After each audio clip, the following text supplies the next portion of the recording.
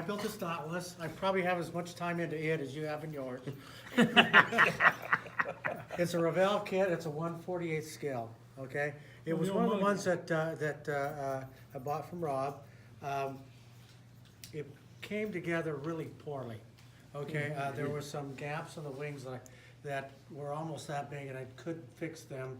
Ended up having to use some different types of putties to get it and sand it down. I learned a valuable lesson. You can't put too much of tester's glue on it, or you'll melt the wing, which I did over here. And I was able to match that and sand it. Sand it down, it didn't look too bad. You know, the first thing when I took this over to Rob's house, he says, you're gonna have a lot of fun learning a lot about modeling with this model. And he was absolutely correct. It actually has been kind of a fun model in the sense that I have been able to play around with a lot of different techniques on straking and learn a lot of different things. And it came out halfway decent. It's an old kit. I think he's the only person in the room that's younger than that kit.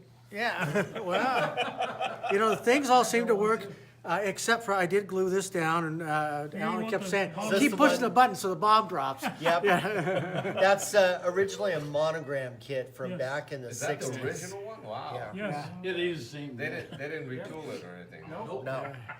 I thought it was very interesting. Yeah. Let's see. That's why you have to know what you're looking at with the Revell kits. So you, They're kind of who was it, in the airplane world. was asking about cutting the canopy. You were asking about cutting the canopy.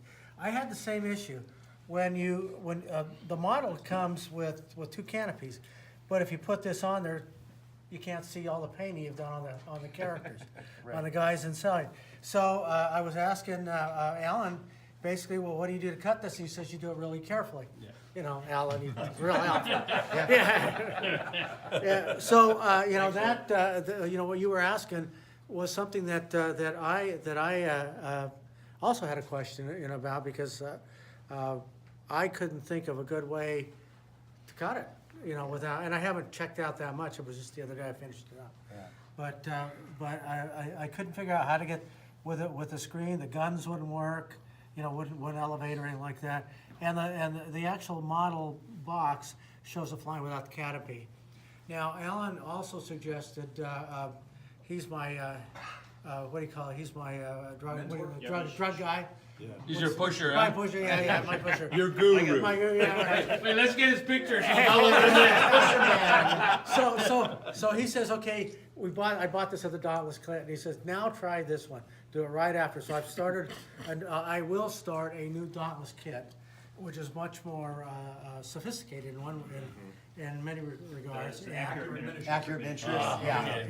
That is one of the best. All right, and he says you're going to see a real big difference with that, and so I've got that on my workbench to start, and it's funny. It really was an interesting model to do, you know, to do some of the different painting techniques on it. This really is like I think it's like three different colors on this. I did a primer. Sanded it. Or I don't take it back. I put a primer, then I put black on all the edgings, and then silver, and then blue. And I'm starting to make an attempt to, you know, once you brought your model to Rob's house, you were working on that. Was it? Yeah. You were working on that. Your flying boat. Your flying boat. You started chipping, and that's actually what I started to look at. I did what Alan did, spray the what's that?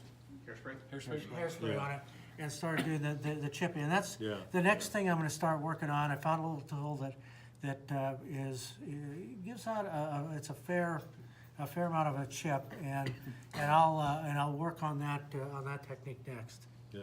So you hand brush, huh? No, I airbrush everything on it, with the exception of the wash. Yeah. I did put a final wash on this. I was at Skyway last week, and I found some washes and spent a lot of money.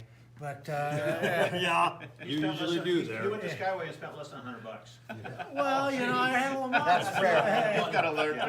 Nothing. Neil's gonna throw you out next time. Yeah, well, yeah, he threatened that once, but I came back for your stuff. You owe us all lunch. But anyway, you know, I think that I was able to practice. I actually looked at books to look at some of the painting, which I thought, you know, it came in handy just because you guys all do such great jobs. And it's coming along. It's Yeah. coming along. Next thing I'll work on is sprue. What weathering wash did you use? It was a That's good. Viejo weathering, and Yeah. it was one that I bought 3 different kinds. This one was a. It wasn't the desert. It wasn't desert tan because it was too light. I tried it on there, and it just came out to. So it was a step up from that. It was an earthen one though. Oh, is that all water-based? Yeah, Yeah. it is. It was acrylic. You can see it. It shows Yeah. better there. Yeah, I see. You know, that's a good place where you find little, like WD-40 straws or something, make good exhaust pipes. That kit is, it's a pretty good rendition of the airplane, isn't it? Yes, yeah. yeah. It's pretty accurate. It's either, Yeah. All of those blue box, Yeah.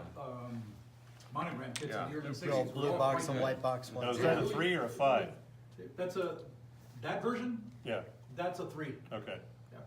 You know, they made probably the only good F3F kit for many, many years, and it was 1/32 scale. It was, I think it came in 2 versions. No, it was Monogram, and it came in 2 versions. One was the Fighter, and one was the Gulf Hawk, Al Williams Gulf Hawk. Yeah, And you could, Oh, the F3F. yeah, the F3F, and they had the propeller linked to the landing gear. You turn the prop one way and the landing gear would extend, turn it the other way and it would retract. Monogram was big on working features in those days. Yeah. In the early 60s. Yeah. Folding wings. They had a and everything, mosquito yeah. that had noise in it.